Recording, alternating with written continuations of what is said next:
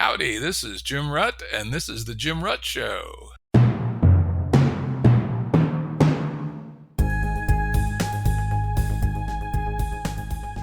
Listeners have asked us to provide pointers to some of the resources we talk about on the show. We now have links to books and articles referenced in recent podcasts that are available on our website. We also offer full transcripts. Go to jimruttshow.com. That's jimruttshow.com. Before we get started with this week's episode with Heather Hying, I'd like to tell you about my new mobile iOS game, Network Wars. It's a deceptively simple but profoundly deep turn-based strategy game where your goal is to defeat 4 AI armies and take over the network. It's trivial to learn and simple to play. A typical game lasts just 5 minutes. You'll find that despite its amazingly simple mechanics, Network Wars takes real strategic depth to master. Every game is different, with a new set of challenges and opportunities. I designed Network Wars to exercise and develop our human skill of heuristic induction. What is heuristic induction? It's the ability to extract and intelligently apply useful rules of thumb from noisy and incomplete data.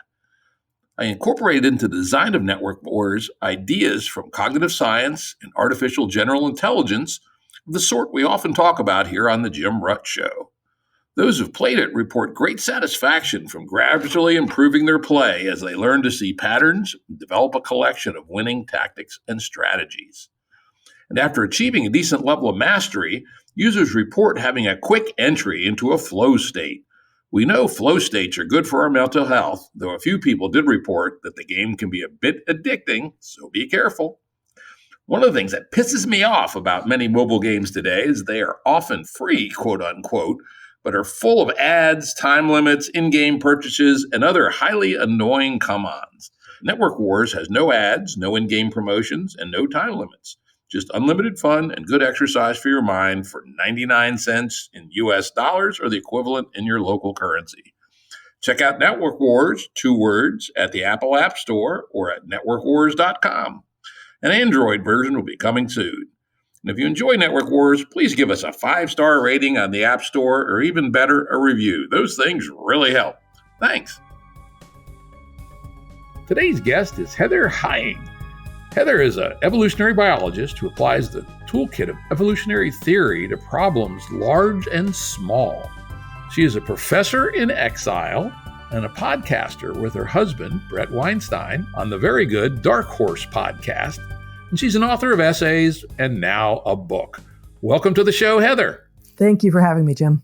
It's great to do this conversation. We've known each other a little bit for a long while. It's a good chance to get into it a little bit and find out more about what you're thinking. Wonderful. Yeah, Heather, along with Brett, have just published a most interesting and relevant book. It's called A Hunter-Gatherer's Guide to the 21st Century, Evolution and the Challenges of Modern Life.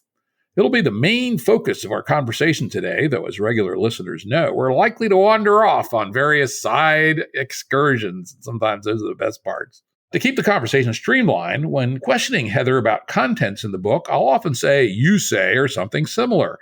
Listeners should assume I'm using the plural form of you to include her co-author, so I don't have to say y'all or something annoying like that. So let's start out with a seemingly oxymoronic title. Hunter-Gatherer's Guide to the 21st Century? What are you pointing to with that title? Great question. Well, we could have named it a post-industrialist's guide to the 21st century, or an agriculturalist's guide, or a primate's guide, or a mammal's guide, or a fish's guide, right? So all of these point to different moments in our evolutionary history. And so we invoke the term of art in evolution, environment of evolutionary adaptiveness. And the hunter-gatherer of many of our sort of romantic visions of what humans used to look like, of the African savanna in the Paleolithic, that is the part of human history that we are referring to in the title, that hunter-gatherer from, call it 40,000 years ago, perhaps, on the African savanna. That was indeed part of our history, but a more accurate way to imagine what we are and to know what our history was and to understand our evolution well enough to move forward with care and with progress is to recognize that we don't have an environment of evolutionary adaptiveness. We have many environments of evolutionary adaptedness. So those hunter-gatherers of the African savanna and the Paleolithic, to which the title refers, were one thing that humans were, and we are adapted to that. We were also adapted to agriculture, because most of us have been agriculturalists for 10 to 12,000 years. We're also at this point adapted to a post-industrial lifestyle, albeit less well so, because it's so recent. And again, going back further in time, we are also primates, we are also mammals, we are also fish. All of these things are part of our history, and we are adapted to varying degrees to all of them. And so, yeah, as you say, you could have chosen a lot of different focuses, but that is an interesting one. So into the book itself, the book starts off with a bit of a bang with a story about you and Brett at the side of a river. Why don't you tell us that story? Yeah. Many years ago, this would have been the first summer that we were doing field work in the neotropics. We were in Costa Rica, staying at a little tiny field station in Sarapiquí. And every morning I was doing field work in the forest, and Brett was too. I think, I'm trying to remember, I'm not sure that he had yet focused on the bats, in which case he would have been doing field work at some different times of day. But by the afternoon, it would get hot, and we would walk down away from the field station, across the highway, over a large bridge, over the Rio Sarapiquí, and down to the river to swim, as did the few other grad students that we were staying at this field station with, as did the local people. This day we were alone. It was just the two of us. And we were walking over the bridge, about to head down to the river, when a local man, whom we did not know, approached us. At that point, both of our Spanish was quite poor, and he had no English. And he started telling us in Spanish with increasing urgency, "Hey, it rained today." And he would point up towards the mountains. "It rained today in the mountains." And we were hot. We wanted to swim. We didn't know why this was relevant to us. And so, but we were decent, kind people. So we engaged him. And at some point, as he just repeated, "It rained today in the mountains. Today it rained in the mountains," we excused ourselves and began to walk away across the bridge and down to the river. And he said effectively, "No, it rained today in the mountains. Look." And he pointed down at the river. And it was rising as we watched. And in fact, it was rising so fast that it literally stopped us in our tracks. But had he not been there to stop us in our tracks first, we would have been down at the river by the time it rose so fast that it effectively was a flash flood. And the lesson there was, one of the lessons was, when it rains in the mountains, that water's got to come somewhere. It's got to go somewhere, and it's going to come downstream. And in this landscape, of which you two gringos are very unfamiliar, you don't realize how fast that will happen. You may be familiar with the landscape in which you grew up, but this one you don't know.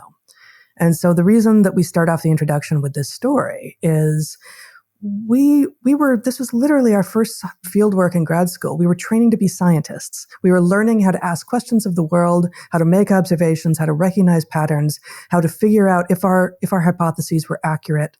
And we'd come to this place maybe a month and a half earlier, and we kind of already thought we knew it. And of course we didn't. So this modern ability to move yourself across space with rapidity and land in someone else's home effectively and imagine that you know it already is just that. It's a modern phenomenon. And absent that kind stranger, we might well have died. I mean, in fact, it seems quite likely that one or both of us would have been swept away by not just the flash flood, but the massive number of trees and other things that were washing downstream incredibly fast within seconds of the water beginning to rise. So the point is, this hyper-novel world that we live in that allows for things such as, for instance, plane travel, gives us a sense of power and of knowledge of places that long time in a place that affords wisdom, it's just no replacement for that.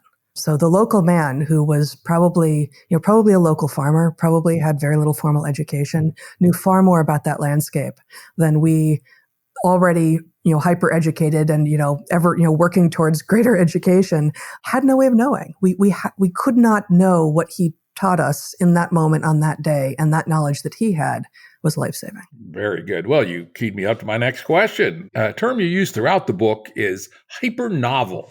Tell us about what you mean when you say that. We mean by that the idea that, well, let me take a step back and say, evolutionary biologists and ecologists talk about niche. right? Every organism has some niche to which it is adapted, that set of environmental conditions and constraints in which it does its best work and outside of which it is more likely to fail. And so we ask in the book, what is the human niche? And the answer that we propose and that we find good evidence for is that the human niche is niche switching. That there are many generalists out there, but that of all of the species on the planet, we are the most generalist. We do the best job of being able to switch, for instance, from being, fishermen at the coast to fishermen upriver to hunters of terrestrial game inland. And that's just to borrow from one of the early stories in the book about the first Americans, the Beringians who came over from Asia.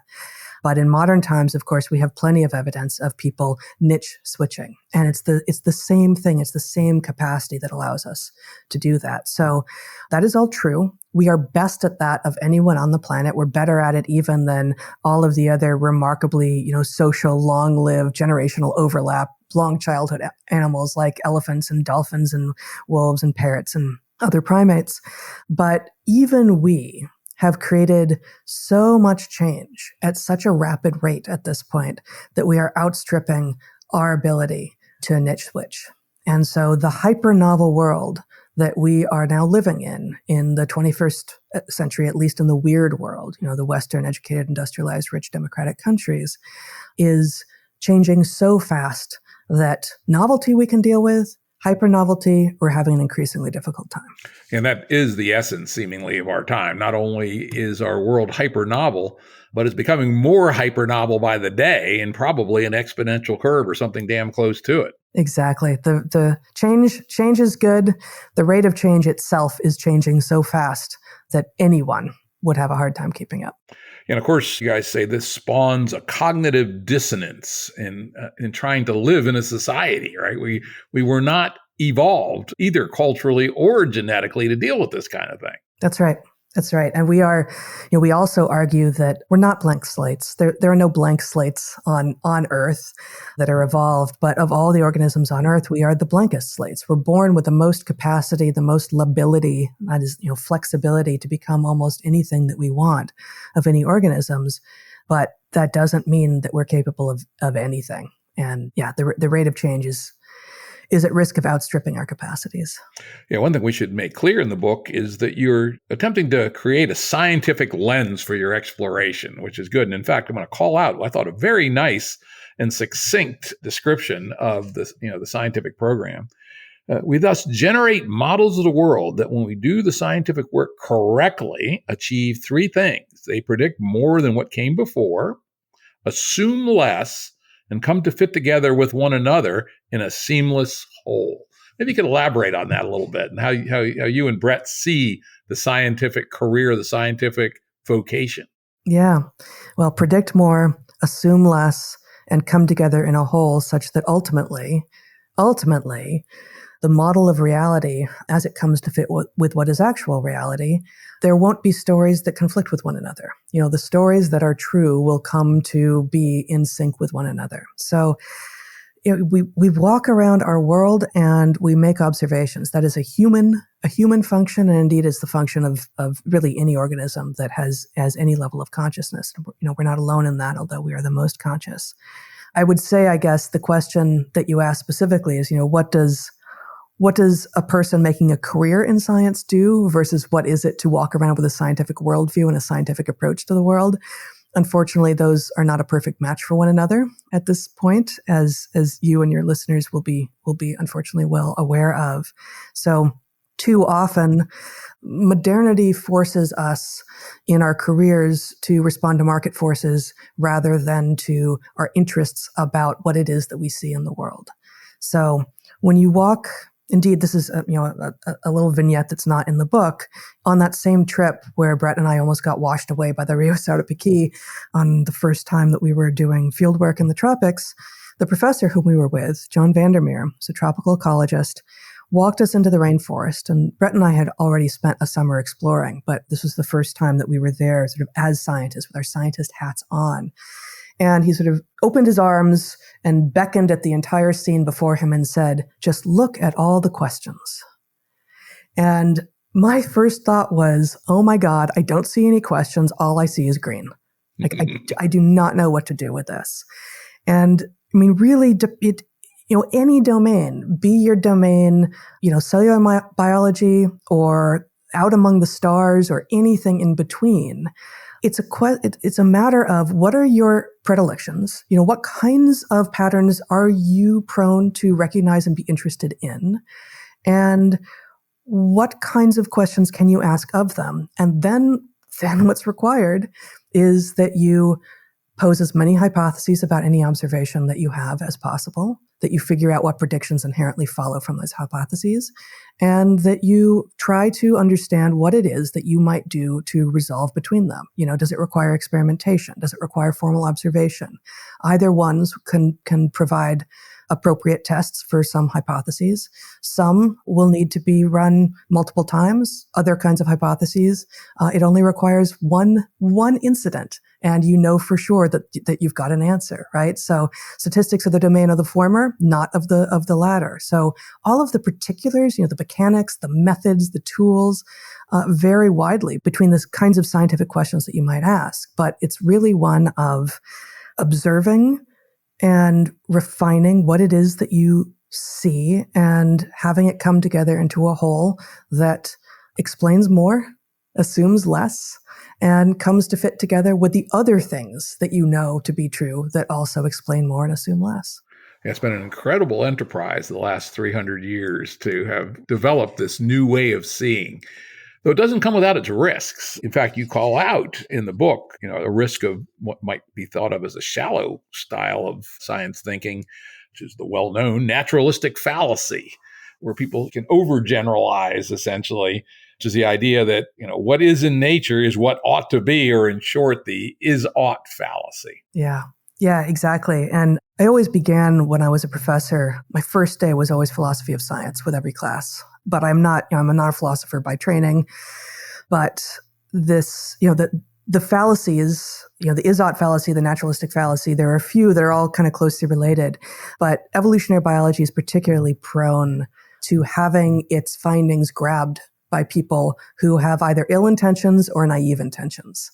And as a result, I think, so much that happens over in social science that imagines that it is a reaction against evolutionary biology is actually a reaction against the inappropriate grabbing of Darwinian thinking for bad ends, right? Eugenics, social Darwinism is not Darwinism.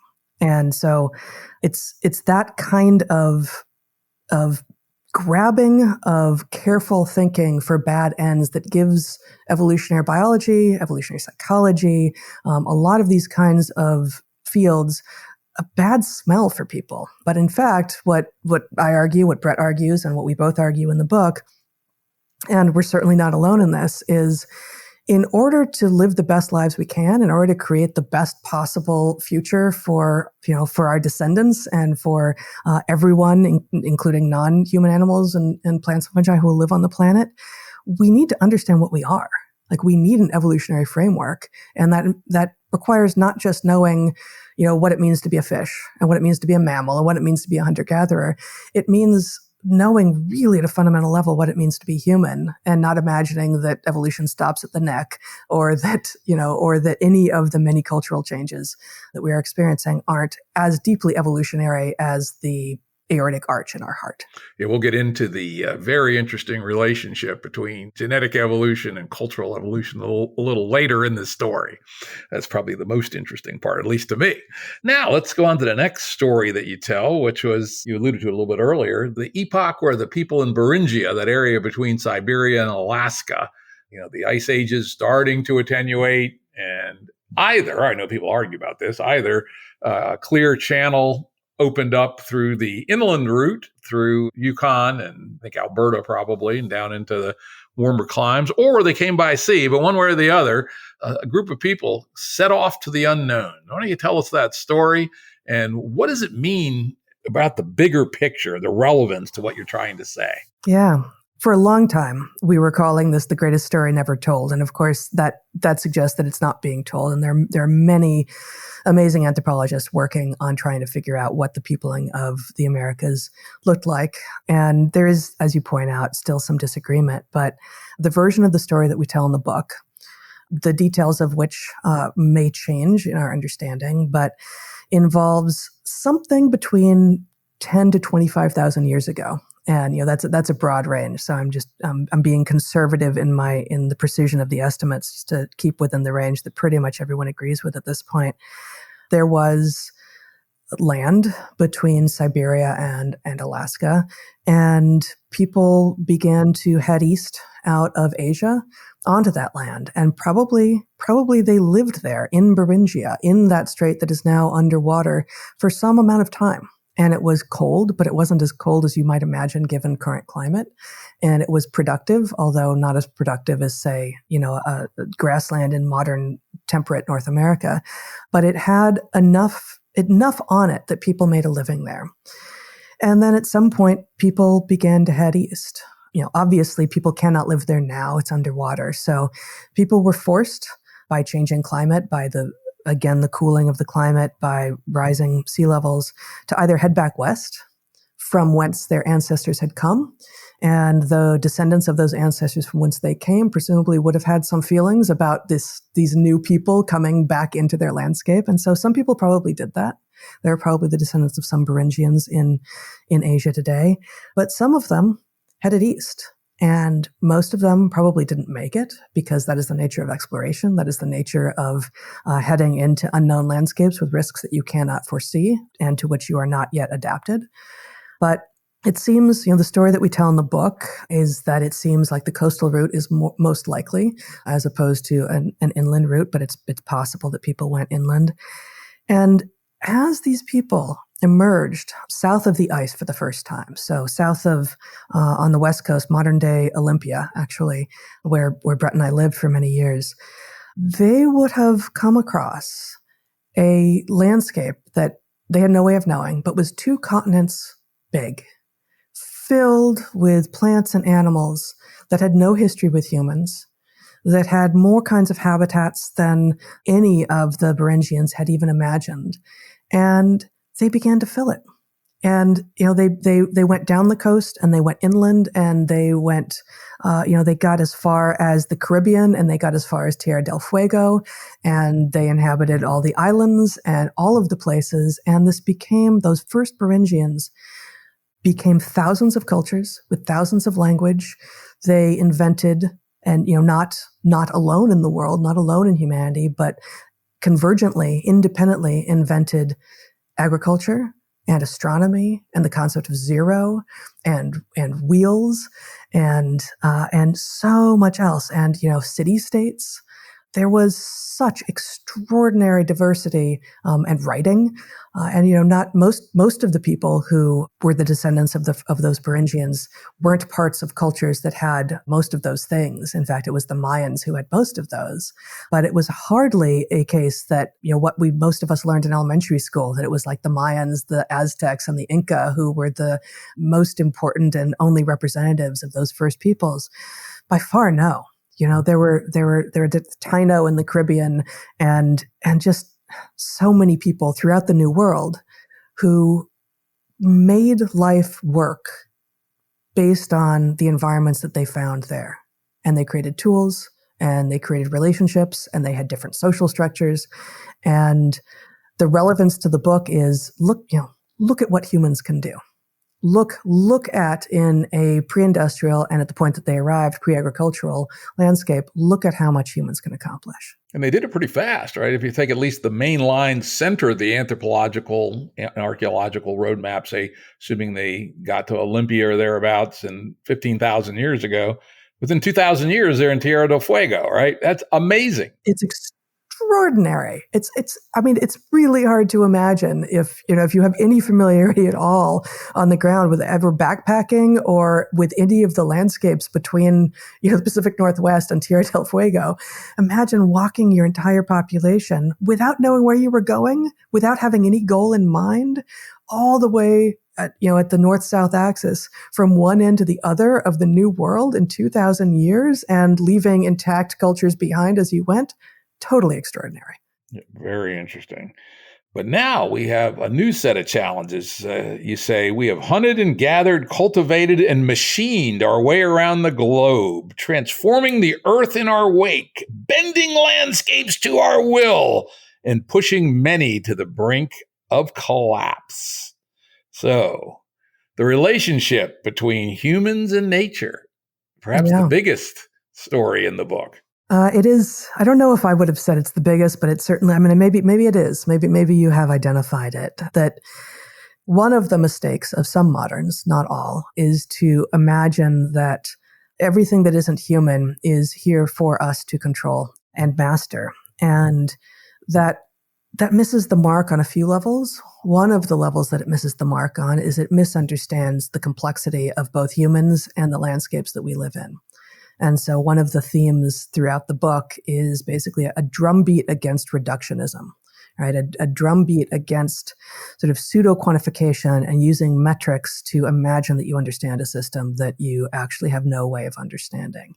So it is a truism, and I believe it is still true in, for instance, forestry management, that when you take down a forest, if you are using the trees for lumber, if the people who took down the forest replant in rows for future logging purposes and, be that 20, 30, 40 years in the future, that new thing, that new planted thing in rows is also called a forest. And of course it's not, right?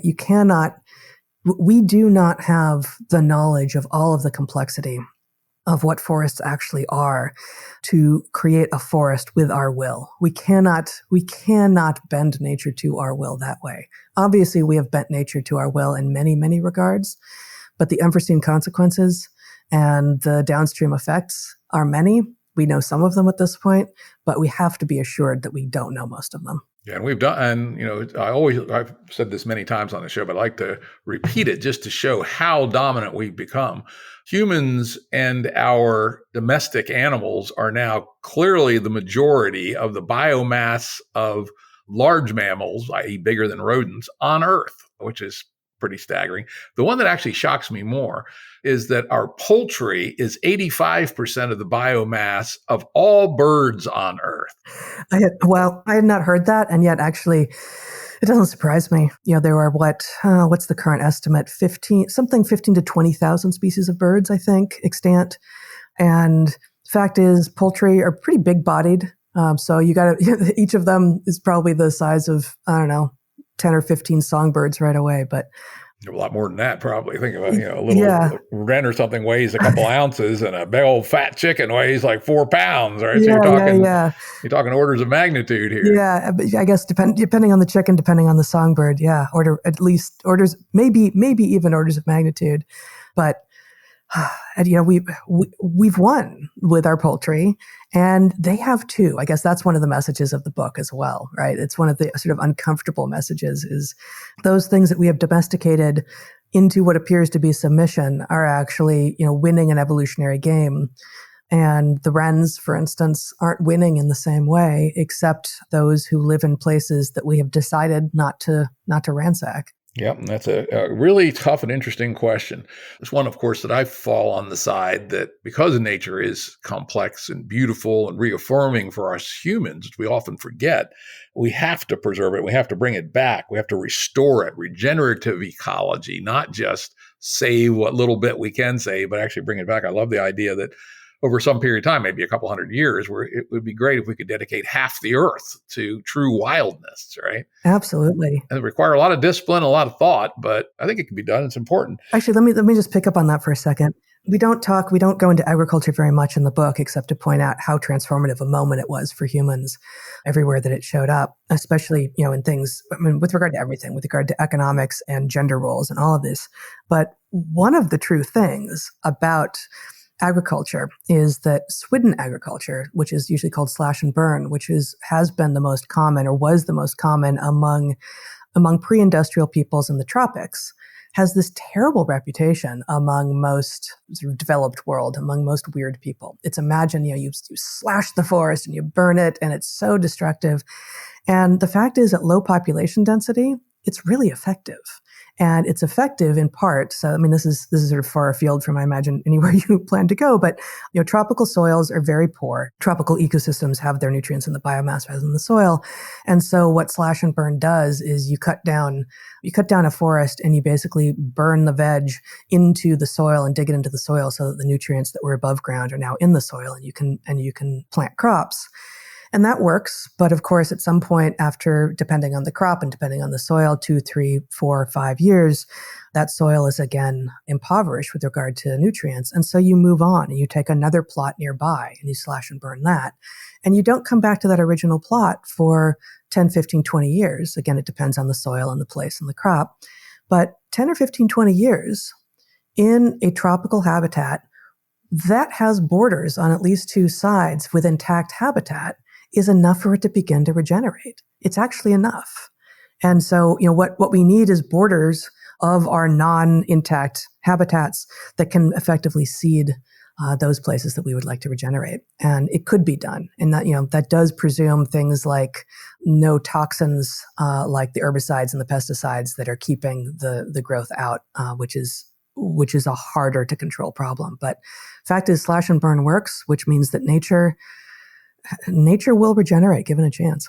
Of course, that gets us to one of the real dilemmas of our epoch. Yeah, swidden can work. Non-hybrid seeds can work. No fertilizer can work, but not for 8 billion people, probably. That's right. At least not with our current level of technology. So we are in this really difficult moral dilemma of, desire to regenerate ecology and a rich, true ecosystem, which, as you say, we can't engineer a complex ecosystem. We can nurture it and guide it a little bit, but can we do it in a way that will support 8 billion people, 10 billion probably before we reach peak humanity here towards the end of the century and bring everybody across to the other side? It's going to be a difficult problem. It's going to be difficult. And no, we can't do it with Sweden. Like that won't be the tool. Yeah. Now, just to take the contrarian perspective here, and again, make it clear, not one I believe in. I know some folks who you would call techno-utopians that think we can dispense with nature entirely, pave over the whole world. I read an essay not too long ago by somebody saying that humanity should aim for 1 trillion people. Oh my God. And they was able to calculate that the limiting factor is probably phosphorus, but there's enough phosphorus on Earth that's accessible to support easily 1 trillion people.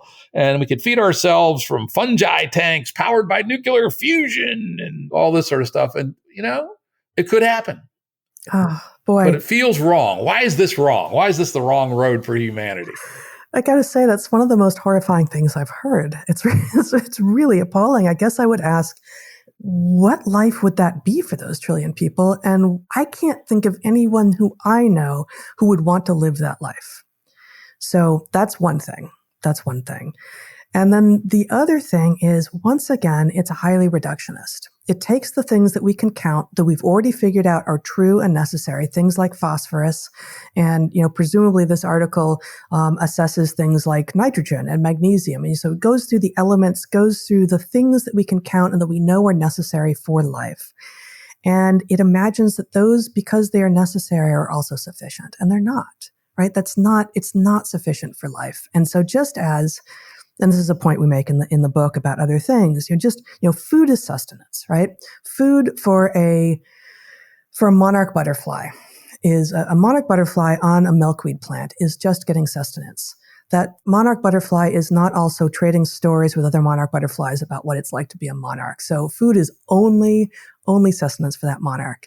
When that monarch has sex with another monarch, it's only creating other monarchs. It's also not bonding with that monarch and creating bonds that will allow it to be a good parent later on and go forward in the world and be the most productive and have the best chance of sharing its ideas and such, right? It's just sex. So food is sustenance, true. Sex is reproduction, true. But there are many of us, not just humans, for whom food is more than just sustenance. Sex is more than just reproduction, and life is more than just phosphorus, right? Like the idea of 1 trillion people on this planet eating, vats of fungi and supplemented sufficiently with phosphorus so that we don't keel over.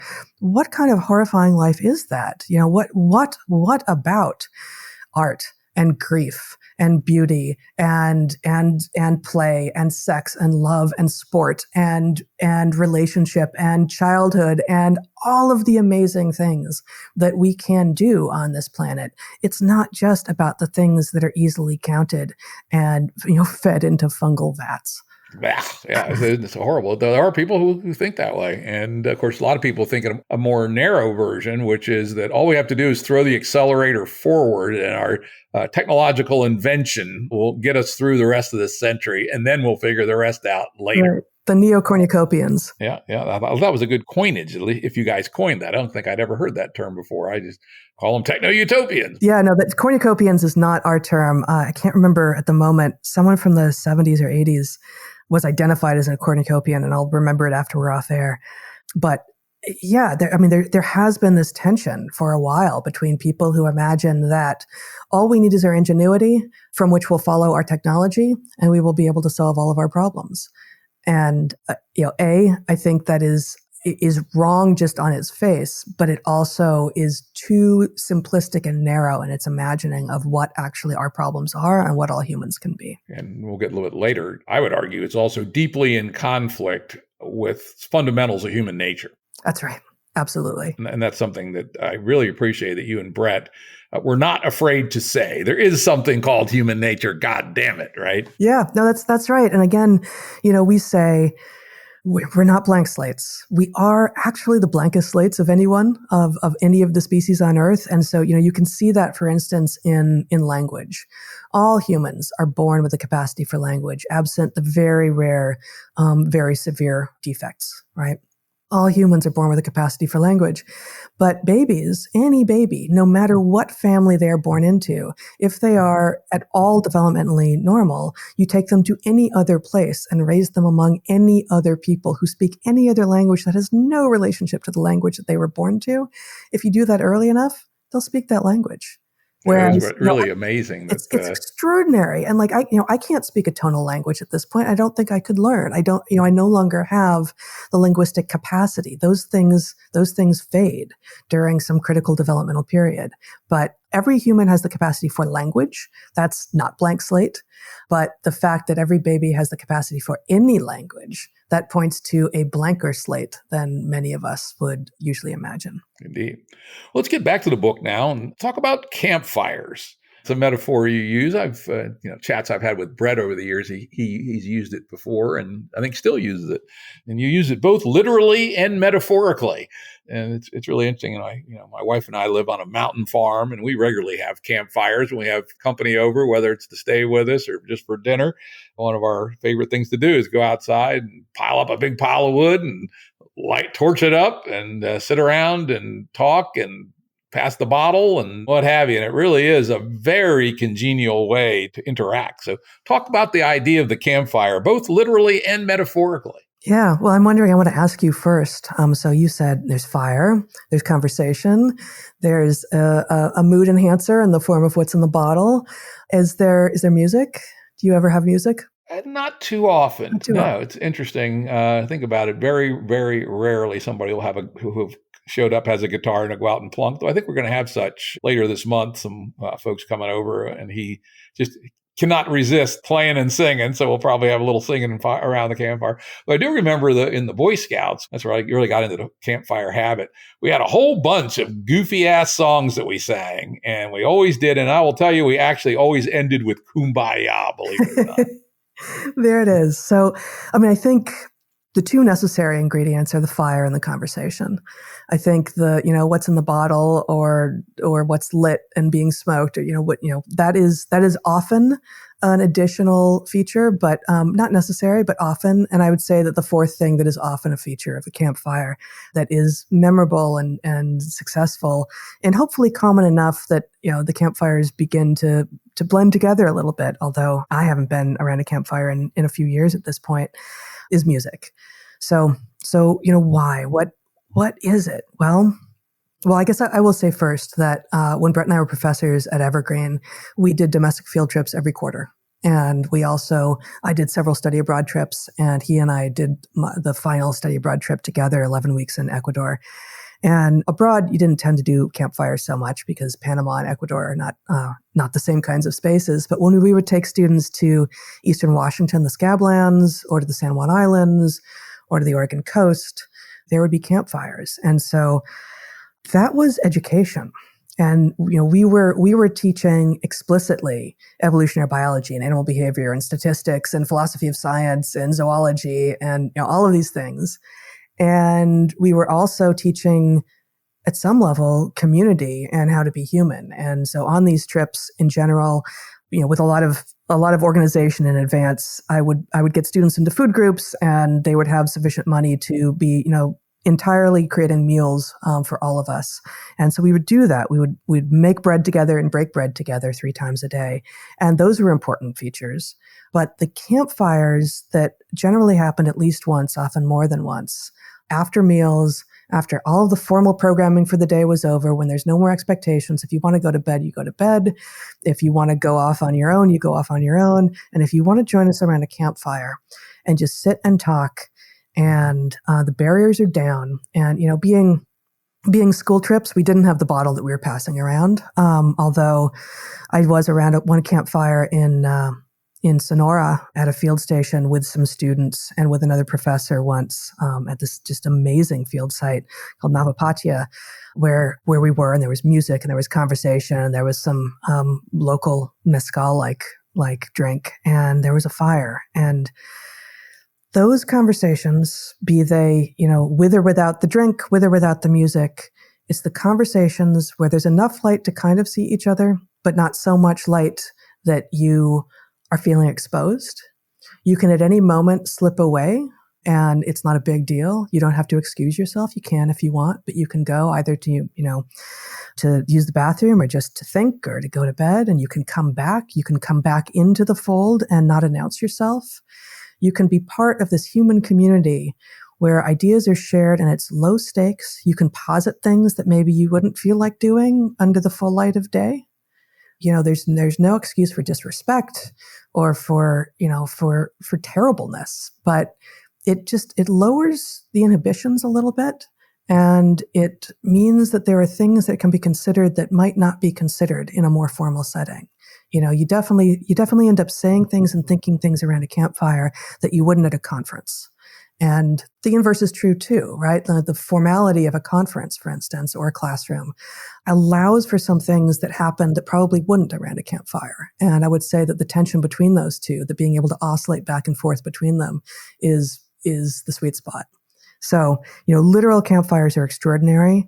Metaphorical campfires, to which many of us have been constrained, especially over the last year and a half or so of COVID and travel restrictions and such, are also important. And I think that they are both a shadow of a real campfire, but also have the capacity to basically remind us as humans that whenever we are in community with one another, whatever that means, and without any of the woo-woo stuff that you might associate with it, we are interacting as humans, as fully embodied humans who have all of the cares that the other humans in the room, including yourself, do, all of the potential for strengths and weaknesses, for hurting others and for being hurt. And here we go. Let's talk. Let's talk about things without any restraints on what it is that we're going to talk about and see where it goes. That I would say, I guess, is what campfire offers, both literal and metaphorical. Yeah, it's great.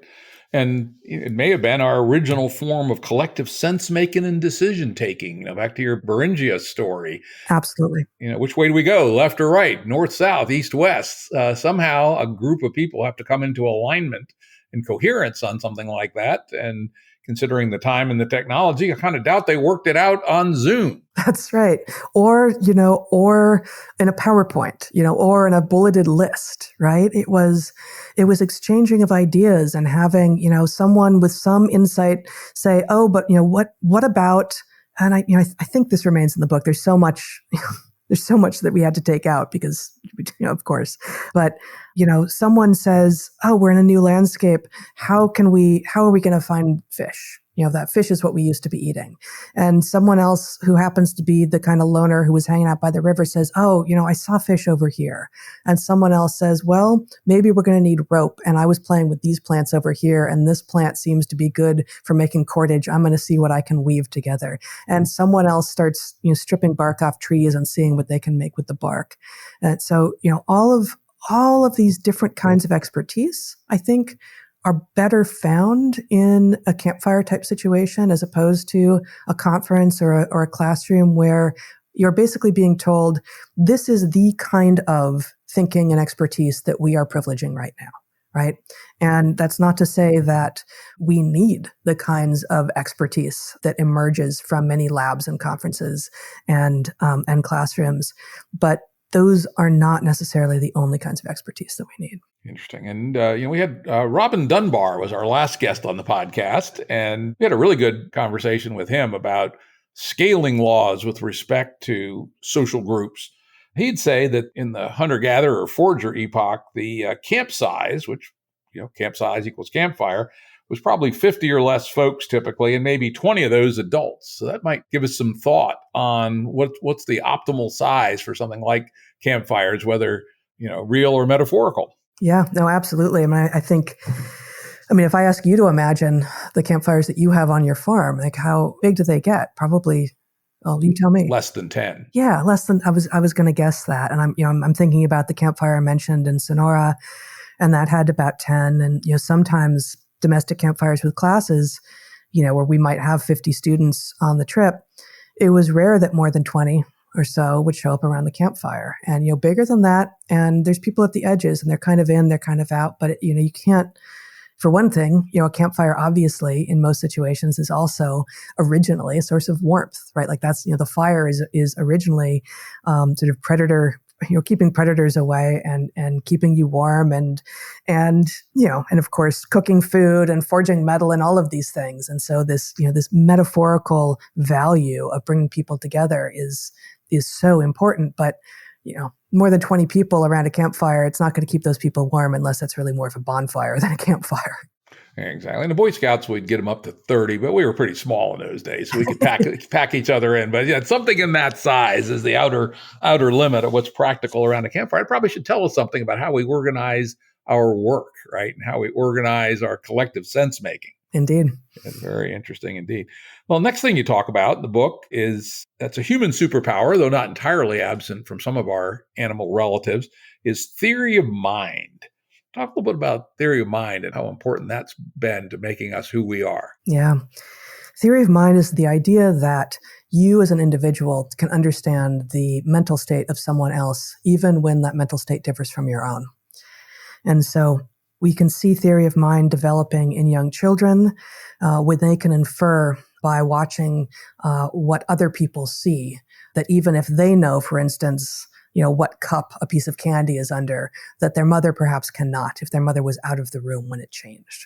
And some other organisms do have theory of mind. One of my favorite books, and in fact, which is, again, mentioned in ours, is Cheney and Seyfarth's Baboon Metaphysics. So they follow baboons of the Okavango River Delta for many years. This is a husband and wife team of anthropologists who are studying baboons and, in fact, their theory of mind and baboons' ability to actually infer the cognitive states of others, again, even when it differs from their own. So theory of mind is absolutely fundamental to so much of what humans do. If I imagine that the only way of understanding the world is what I understand of the world, I'm going to have not just a narrower ability to move among other people, but I'm going to end up making very big mistakes. And I think, actually, one of the ways that we are deranged in modernity via social media and things like it is that it flattens us. It flattens us into just the text that we write down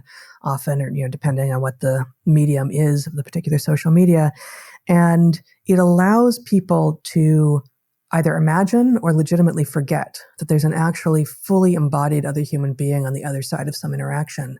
And, the yelling and the insults and the hate that that is often on social media, I think is very often about a failure of theory of mind, a failure of the person writing such things to remember that actually that's a human being, a whole human being, and that they may legitimately know different things about the universe than you do. And of course, that's very interesting, right? We did not evolve with Facebook or Twitter. No, we didn't. And so we aren't getting the high dimensional cues that that's another person, the look in their eye, the smell, right, their facial expression, etc. And so it becomes possible, at least, to essentially behave like a sociopath. Exactly. And say, those people at the other end of Twitter, they're not real people. They're just characters on a screen. And not at all clear to me that that is a good way for us to be interacting. No, and it's the world has gone anime.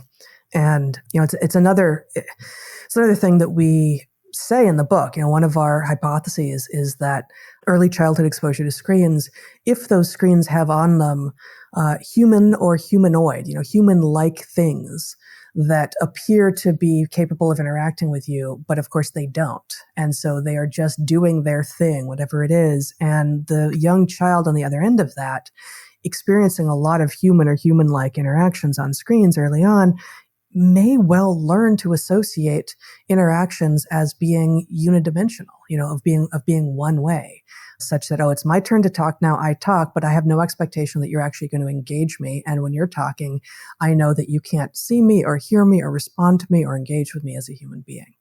And it's, that the sort of the flat affect that can result from that, we posit, may be responsible for instance, an uptick in autism diagnoses. Yeah, that could make sense. I mean, TV was actually the first of that, right?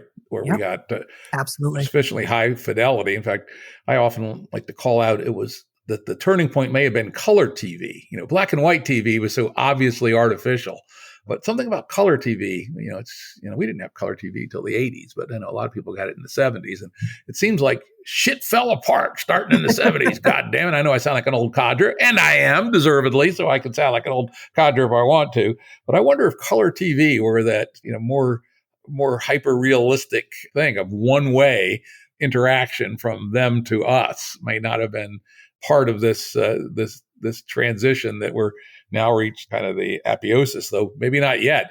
I'm going to lay out something that I know that's in the works because I'm involved with some people doing it. And that is toys designed for children with high-powered AI in them that can actually interact with the child in a at least child level of conversation. I'm not sure what I make of that, but I'm not at all sure that it's a good idea. Yeah, I'm not either. But I do think you're right about, it's an interesting distinction between color TV and black and white TV.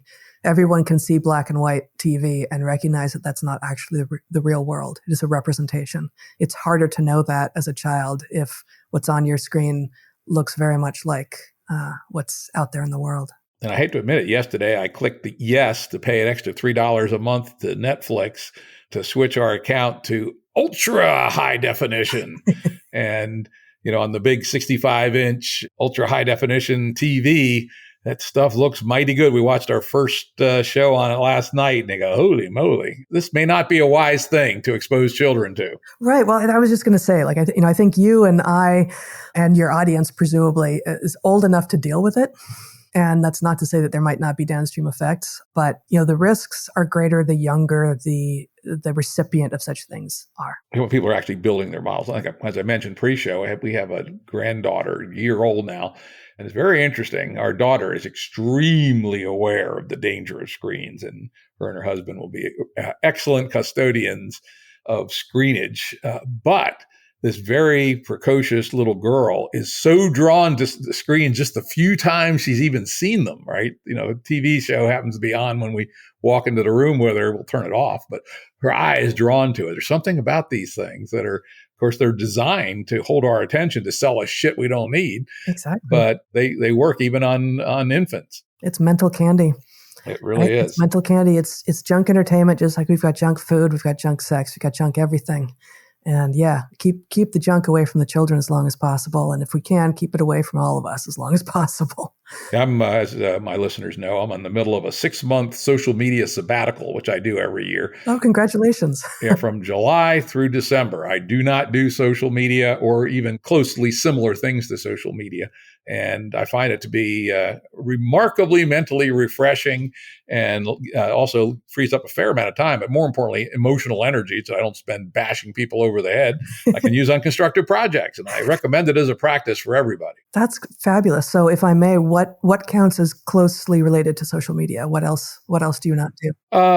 I'm a member of an ancient online community called The Well.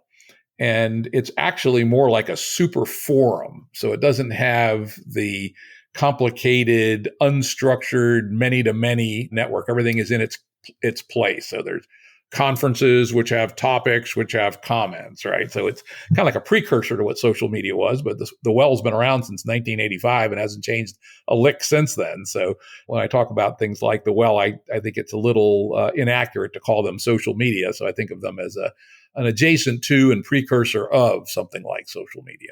Very good. Wow, 6 months a year. That seems extraordinary and so valuable. Oh, I'd highly recommend it. And even when I'm on social media, my wife and I both try hard, and I will say we occasionally fall off the water wagon, to not engage interactive devices at all on Sundays. Mm-hmm. So that's our one-day cyber Sabbath, we call it. And again, not as good as the 6-month break, but unplugging yourself is important. Anyway, we got so much to cover in so little time. I'm going to hop over a couple of interesting topics to another place which strikes me as of the essence of the work, which is the relationship between culture and biological evolution. And it's really, really interesting, the work you guys have done in that. I'm going to read a little. This is kind of your theory of culture in some sense. If the result works well when tested in the world, it gets refined and then driven into a more automatic, less deliberative layer. This is culture. The application of culture to the circumstances for which it is adapted is the population level equivalent of an individual being in the zone. That is really interesting. And I must say, an idea that is entirely new to me. Maybe if you could say a little bit more about that. Yeah.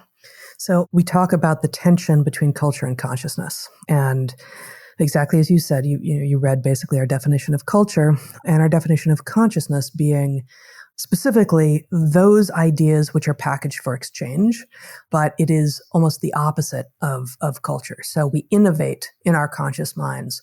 We struggle in our conscious minds. We work to figure out what to do next in our conscious minds. And at the point that we have it down, we know what we're doing. We don't have to think it through anymore. It's set and forget. You're in the zone. That has moved into the cultural layer. And so, we talk, for instance, about analogies between culture and consciousness. Culture is to consciousness as the shamanistic, or rather the sacred is to the shamanistic. So at the population level, what is cultural is accepted, is the orthodoxy, just as the sacred is within a religion, what is accepted and what is the orthodoxy. Whereas what is conscious is, has a high error rate.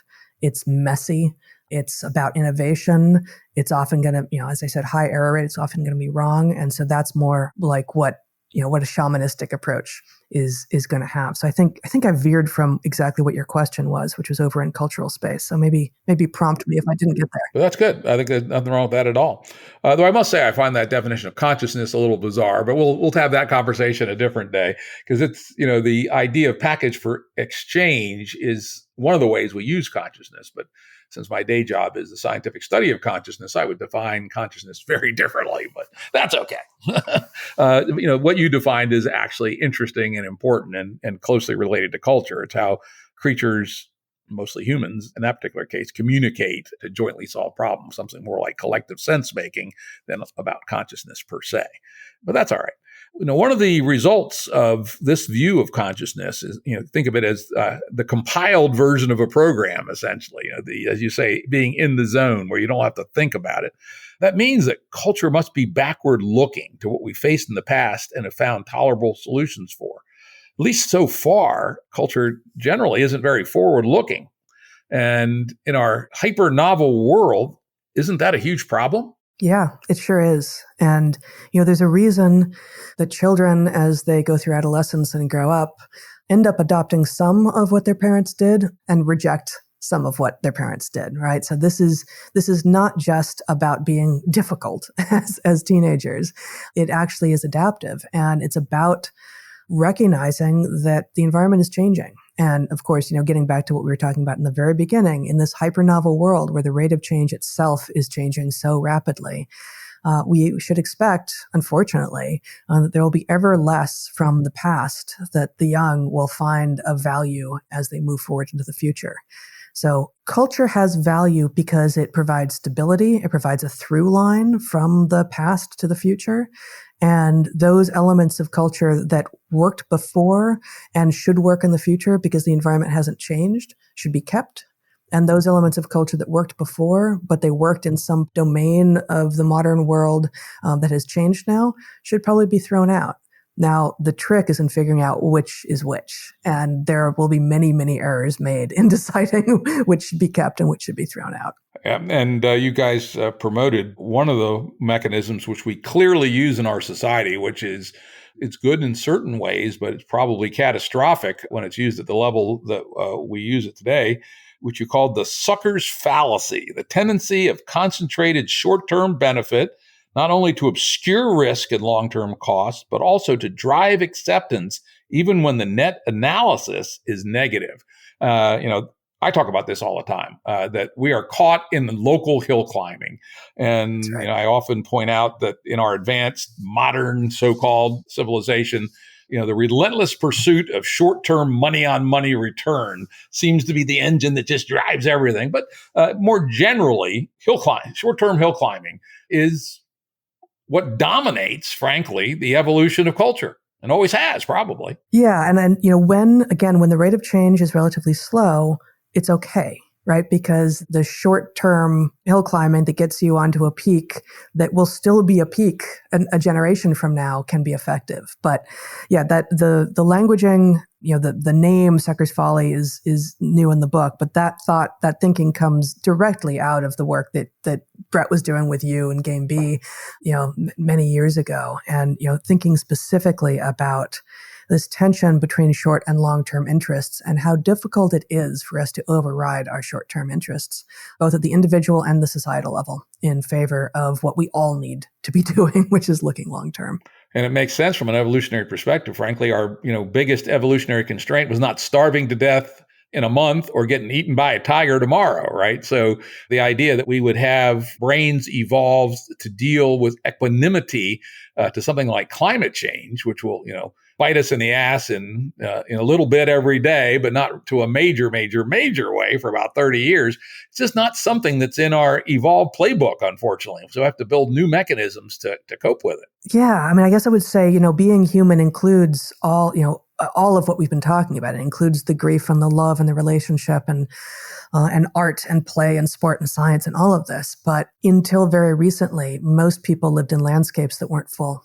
And so we were still dealing with non-zero sum dynamics with regard to resource acquisition and making babies. And, you could basically do what you needed to do or what you felt like doing. And the short-term and the long-term goals, while not exactly coincident, weren't so far off. And that becomes so far off at the point that you've basically got a full planet. Yeah, I like to point out to people that, at least in my analysis, I point to 1700 as an inflection point. You know what the population of Earth was in 1700? Boy, if I try to come up with a number, I'm going to be way off. 1700, is it 100 million? 610 million plus or minus. Okay. But, still, less than a tenth of what we have today. Yeah. And keep in mind, most of those poor people were literally dirt poor. The vast preponderance of them were working the land without metal, typically, or very, very, very rudimentary metal, wood typically, or bone or stone maybe, lived in a dirt floored house with no windows, very high population density. Infant mortality rate was 50%. Or not infant, but till age 5, 50%. We had no idea about medicine or biology. Medicine was probably a net killer of people. 1700, we were still extraordinarily primitive, and our ability to do harm to the planet was relatively limited, right? We did not have bulldozers, right? We did not have Roundup. We did not have, strip mining equipment or oil drilling, any of that sort of stuff. And in just this remarkably short period of time, we've gone into this exponential growth in people, and at least as importantly, in resource consumption that goes along with it. The energy consumption curve alone is spectacular, particularly after about 1800. I like to point to both of those, and all those as just discontinuous with all history before that, basically. Yeah, and I guess, you've mentioned 1700 and 1800, and then around 1900 we get, I want to say Haber-Bosch process. I think I've got that wrong. But yep, Haber-Bosch, which creates our ammonia, which we would never have gotten beyond 2 billion people without Haber-Bosch and, hybrid seeds and things of that sort. That's right. So since about 1960, we've been living absolutely dependent on our technology. Yeah. So as we said earlier, you can't deal with 7 billion people or 8 billion people with Sweden agriculture. But Haber-Bosch, as much as it, the ability to fix nitrogen and thus improve crop yields dramatically is responsible for some number of us being on this planet today. But it's also responsible for some number of us being on the planet today. So that's a positive and a negative. Yeah, exactly. It's probably 3/4 of us, right? Yeah. Roughly speaking. And as we increase our, meat consumption and things of that sort, even more, because when you say meat, well, what does that have to do with fertilizer? Well, guess what? Animals eat feed, right? That's right. And typically for cattle, the worst offender, it's about 10-1. You need about 10 pounds of feed to produce 1 pound of beef.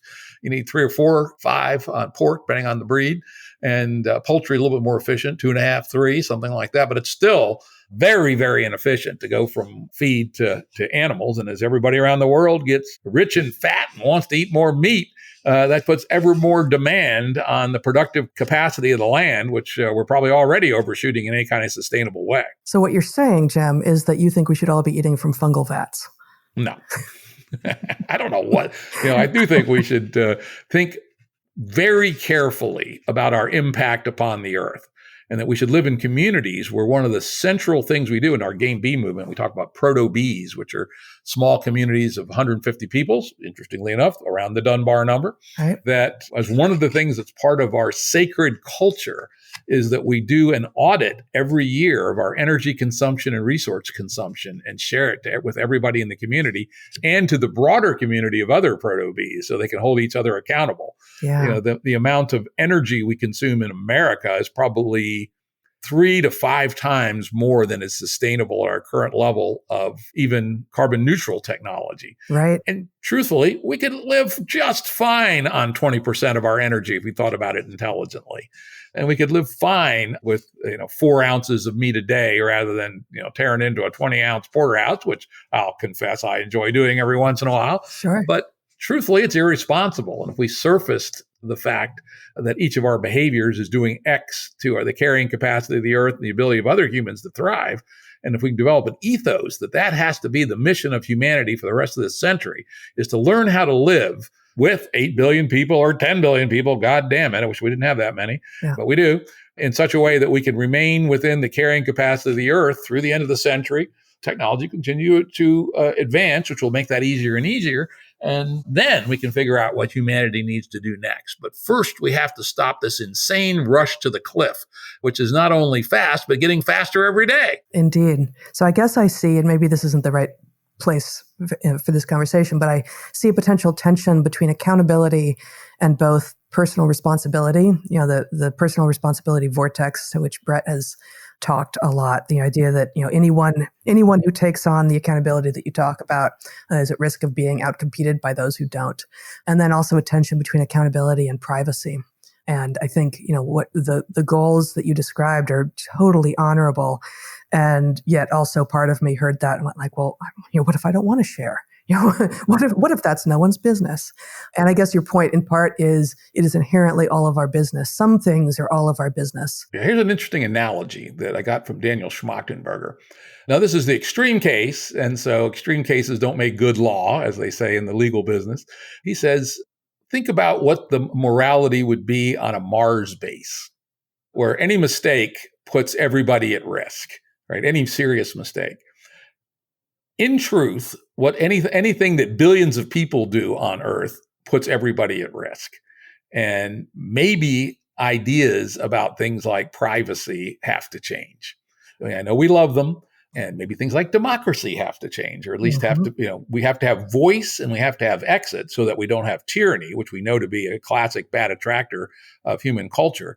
But on the other hand, if we're going to operate collectively within the constraints of good old Ma Nature, and she does bat last, we're going to have to rethink a whole lot of our institutional structure. Indeed. Good. And, to Brett's, and Brett has been a huge influence on me in, understanding the game theoretic problem, to the one you pointed out, that, all right, all these hippies over on the proto-bees, they're living on a fifth of the energy consumption that typical Americans do. But in some sense, these people in Silicon Valley, are running at 10 times the level of intensity. They're going to, in some sense, outcompete us, maybe. But our argument is if we focus on human well-being, that may not be true. That's right. We've gotten totally aside here from your book, so we'll have to terminate this side a little bit. You have to hit one of my hot buttons. That the game B idea is that we will outcompete them on human well-being. That the people will be happier, saner. Their kids will have a much higher propensity to be actually well-adjusted and healthy folks, and not obsessed with porn and things of that sort. Maybe we'll reproduce at a little faster rate because we're not hooked on Adderall and porn, right, and screens. Right. And we'll get to some of those topics here in a few minutes. So anyway, rant off. Let's get back to your very interesting book here. This is something that, again, I got exposed to from Brett years ago, but truthfully didn't understand as well as I probably should have. But the book does a great job. And that's talking about the idea of lineages as a lens to look at evolution. And it's actually so cool because it gets us out of naive Darwinism, which can lead to hill climbing thinking. Maybe if you could talk a little bit about the idea of the lineage view of evolution and compare and contrast it with the survival of the fittest, short-term, now this generation thinking. Yeah. So this is very much an idea that Brett has been working on for a very long time, and that I think he will develop more in a future tome. But basically, the idea is that, like everything else, evolutionary science has become stuck on the metric that is easily measured. And so, for instance, our concepts of fitness and of reproductive success basically stop at either the first generation or, in some cases, the next. And, they count offspring or maybe offspring's offspring, or, viability of offspring's offspring as a way of measuring how fit you are in your environment. And that's all very well and good, but it inherently assumes that what has happened in the short term is what will happen in the long term. So this really does circle back to exactly what we were just talking about with regard to things like Sucker's Folly. It imagines that there are no rare events that actually have important evolutionary implications. And so if your future world looks exactly like your past world, then the short-term measures of reproductive success and fitness are effective and fine as a measure of how evolution works. But if individuals make decisions that put them out of harm's way, either because of their wits or because of chance, in the first case, therefore it's a selective force, or in the latter case, it would be due to genetic drift, such that some populations survive the volcanic eruption or the wildfire or the flood, and some don't. Whoever it was 100 years before who was leaving more kids is irrelevant, because those who leave absolutely none when the big bad event comes are obviously an evolutionary dead end. So thinking in terms of lineage allows us to do a longer term analysis than thinking in terms of fitness and reproductive success, which at least is currently instantiated are a very short term metric. Does. Yeah, that very well said. And again, the book laid it out very clearly, and I now understand it and understand what Brett was getting at. Wonderful. All these years ago when I sort of understood it, but now I really do. And it actually ties in very closely with some of my own thinking in this space. And I somewhat, controversial like to say, wisdom in the modern world consists of two things. One is understanding exponentials, and the other is understanding fat tail events. Oh, that's good. And if you know those two things, you can navigate to the future pretty well. And when I was going ding, ding, ding, when I was reading this was, lineages is all about understanding fat tail events, at least implicitly. And for those who don't know about the lingo of fat tail events, it means that in complex and particularly social systems, but in all truly complex systems, big deviations happen more often than you think, right? Yeah. If you remember back to the financial crisis of 2008, few things pissed me off more than the CEOs of big banks saying, we couldn't have planned for this. It was a 16 sigma event. 16 sigma, meaning using a Gaussian standard distribution. But social system breakdowns aren't Gaussian distributed, you idiot. If you looked at it as approximately a power law distribution or a fat tail, one should expect something on the order of the 2008 financial crisis about once every 100 years. And well, guess what? It was about 80 years after the Great Depression. It was the second biggest fluctuation since the Great Depression. So it actually fits the curve perfectly. It was totally predictable, but because people tend to think Gaussian and not fat-tailed, they are surprised when it happens. This is so important. Tree height in Doug firs is going to be Gaussian-ish. It's finite at both ends, but imagining that behavior of individuals or markets is Gaussian is an insane misunderstanding. And I used to do this just a tiny bit. I taught animal behavior, and I taught it from beginning to end, which also meant teaching the statistics necessary to interpret the data that the students had collected. And I was like, you guys who don't know anything about stats, I need to go right into non-parametrics, because none of this is going to be a normal distribution, because we're talking about behavior. And that's not how statistics tends to get taught, and that's not how sort of understanding life tends to get taught. Yep. And the idea of lineages when thinking about evolution allows you to actually think richly about evolution within the context of fat-tailed events, right? If your lens to look at evolution is what percentage of this generation successfully reproduces into the next, or as you say, maybe the next one after that, then you look at it one way, and fat tails probably don't matter much, because by their definition, they're still rare, right? That's right. But if you think about fat tails and say, all right, this lineage has to survive, or we would like it to survive indefinitely into the future, then if you don't consider the fat tail events, then your chances of surviving are way less. Yeah, that's perfect. And I think we don't even use the language.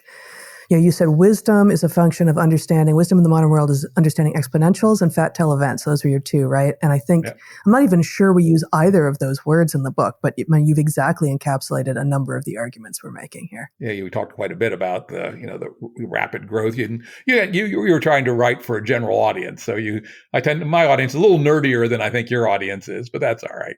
You did a very good job of getting these ideas across, and they really, really resonated with me, I must say. Let's go down to yet another big idea. How many times have I said this is one of the big ideas in the book? People, this book is full of big ideas. So if you want to be challenged, read this book. It's not that long, 300 pages or less, I think. But it's full of stuff. We're not even going to get to all of it. But anyway, one of the big ideas in the book, like I said one of the biggest in my notes, is the omega principle. That's right. Why don't you lay that one out for us in some depth? Yeah. So this is something that Brett was generating for a very long time. This book is full of ideas that we have generated together, and some too that I was more instrumental than him. But lineage selection and omega are definitely some of the ones that he has been most instrumental in developing. And so it's the idea that there is a relationship that is necessary between genes and culture. And so let me say first, the genetic layer is what we all understand it to be. And epigenetics literally just means above the genome. And in the modern era, epigenetics is usually invoked to refer to molecular regulators of the genome, things like DNA methylation and such. But originally, it didn't mean just that. That's a very restrictive meaning of the term epigenetic. And, we use the terms sensu stricto and sensu lato in the book. So the sensu stricto version, the strict version of epigenetic, is just that molecular mechanisms of modulating gene expression such that you can get different expressions of genes under different conditions as a result of molecular epigenetic regulators. But the sensu lato, or the broader version of epigenetic, means any of those things that can modulate gene expression or that are above the gene layer. And so culture is very much one of these things. So what is the relationship between genetic and epigenetic, or more, easier to come off the tongue, between genes and culture? Well, epigenetic regulators such as culture are superior to genes in that they are more flexible and they can adapt more easily. They happen more quickly. We have cultural change that can happen within generations and not just between generations at the point that a zygote is formed when sperm and egg meet, right? That said, epigenetic regulators like culture evolve to serve the genome. So there's this obligate relationship, just like, and we use omega to invoke pi, the obligate relationship between the diameter and circumference of a circle is invoked by pi, and the obligate relationship between genes and culture is evoked by omega. So genes and culture is just as evolutionary as genes. Culture evolves faster, it's more labile, it's more likely to be in error, to happen fast, to blink on and off, but it inherently serves the genes. And that doesn't mean that humans and other organisms don't do all sorts of things that are in error and that never had any adaptive function, but that anything that has persisted, that has stood the test of time, and that is complex, and that is variable in extent. This is actually another thing in the book, our test of adaptation. If it's cultural, that means it is evolutionary and that it is ultimately serving the genetic interests. And of course, this raises the gigantic question and pushback, but what about all the bad shit that humans have culturally adapted and evolved over time, which probably were adaptive? War being the famous one, slavery being almost as ubiquitous in human history as warfare, the patriarchy, which is essentially ubiquitous since the invention of agriculture, all this stuff that us modern, allegedly elevated people say, we don't want all that stuff. And yet, by the Omega principle, those were adaptive things. Yeah. Well, had to have been 10,000 years worth of war, slavery, and patriarchy.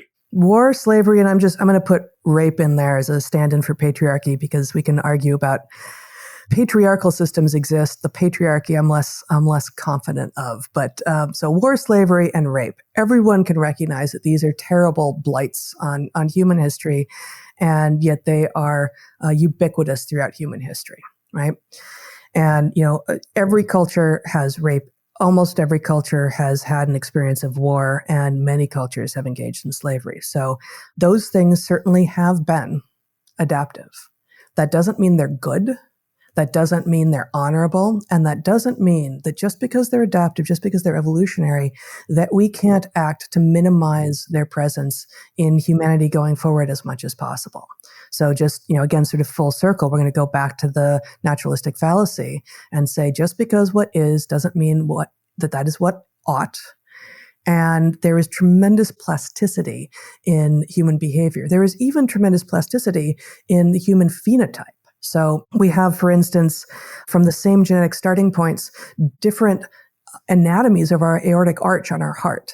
So if we can have that much phenotypic plasticity from the same genetic starting points of something that is so hardwired as the anatomy of our very heart, of course we can behave differently, even if there are things in our history that seem fairly ubiquitous and that are awful. Like this is actually the hopeful message of the book, right? And the hopeful message of evolutionary biology, which is just because it's evolutionary doesn't mean it's your fate. We can change what has been and what has been adaptive, and we can be better going forward. Yeah, I mean, if you think of culture as the compilation of the learnings of the past, it kind of feels like we're locked into this bad stuff.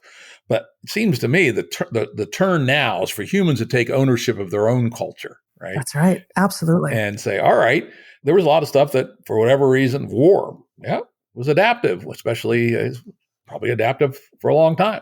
But now with nuclear weapons and biological weapons and very, very, very fragile infrastructure, war is a disaster. It's been a disaster at least since 1914. And if we were to fight a general war today, it's hard to say what would happen, but it might well be the end of advanced civilization. We've got to learn to grab control of our culture from this backward-looking compiler, essentially, that we've had before, and say, no, it's time to stop all that stuff. But that's dangerous, right? Because as you guys do talk about in some of the applied chapters, which we're unfortunately not going to have time to get to, many of the innovations in the cultural space are actually not so good. And so it's a very difficult problem. How do we cast away from a backward-looking, compiler-oriented style of culture to a proactive, forward-looking form of culture that can help us adapt to a hyper-novel regime and navigate these walls, which are becoming closer and closer and to faster and faster? Yeah, no, that's exactly right. How do we both recognize what we are fated to? Things like being a sexually reproducing species with two sexes, and also look forward and say, okay, so what that we have inherited that seems immutable is actually not immutable. And with a greater understanding of what we actually are and are capable of, we can move forward. And, with the additional, very intense time constraint, as you just invoked, of the population is climbing, the climate is changing, we have societal and political instability at almost every scale. So, we need to fix these things now. And we are going to be best able to do so by recognizing that we can't blueprint the future, which is exactly in your wheelhouse, of course, and by recognizing that as complete an understanding of what humans are and are capable of as possible will help us understand what we can do as we move forward. Great. Well, we're almost out of time here, so I'm going to skip over a bunch of things, but I'm going to read off the topic so people know what they'll get when they look at the book. Very interesting run through of human evolution, done very nicely from pond scum to humans in one chapter. The 3-part test of adaptation, very interesting. One of my favorite topics, trade-offs, right? You guys do a very interesting job of talking about trade-offs, etc. And then it's a whole series of interesting, actually an argument for conservatism, Chesterton's Fence, which people should read that. And then a whole bunch of interesting applied topics, medicine, food, sleep, sex and gender, parenthood and relationships, childhood, school, becoming an adult. I wish more people would become an adult, God damn it. One of the failings of Game A is keeping people in perpetual adolescence. Very well handled there. Culture and consciousness. Again, I'd argue a fair amount about that, but that's all right. Do that on another day. And then let's spend the rest of our time on the last part of the book, which you called the fourth frontier. What do we do to go forward in a sensible fashion? And as you say, you don't have a playbook, but you have an approach. Yeah. I think we've kind of already been there. And this is, again, area that you and Brett have gone back and forth on a tremendous amount in discussing Game B. So the idea is that there are well-known types of frontiers. There are geographic frontiers, such as the Beringians, came into as they actually discovered the New World, or were the first human discoverers of the New World. And there are geographic frontiers, and there are technological frontiers in which we have discovered a new way of exploiting resources that weren't exploitable before. So, for instance, terracing of hillsides that would otherwise have had runoff of water and nutrients, and so were unplantable.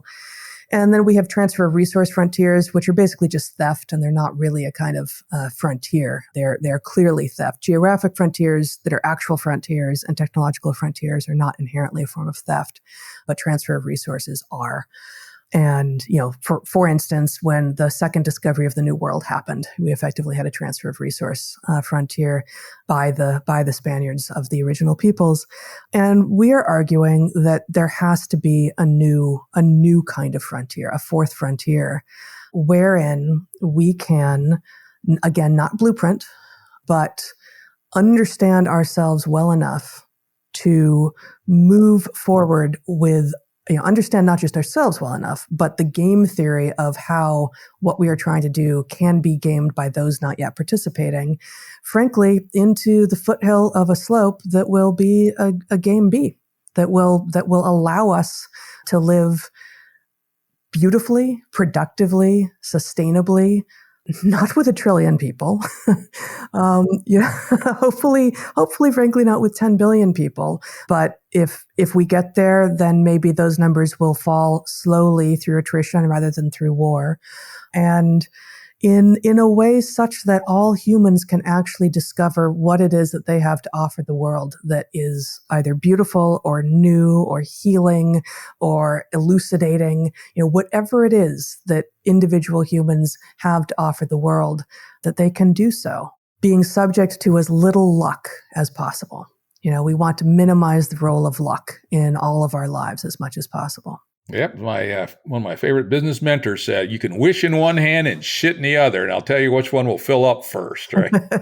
It's kind of a crude way to put it, but I agree with you that we can't just hope for the best, right? We have to think through what the real issues we are and deal with them appropriately. Well, Heather, I want to thank you for an extraordinarily interesting conversation. As I warned you before the show, Once I had gone through and created all my show notes, I realized there was no way we were going to get through this exceedingly interesting book. There's just so much good stuff in it. So listeners, go out there and get A Hunter-Gatherer's Guide to the 21st Century by Heather Hying and Brett Weinstein, and get into all the stuff that we didn't get to talk about here. Wonderful. Thank you for having me, Jim. It's been a pleasure. Production services and audio editing by Jared Janes Consulting. Music by Tom Muller at modernspacemusic.com.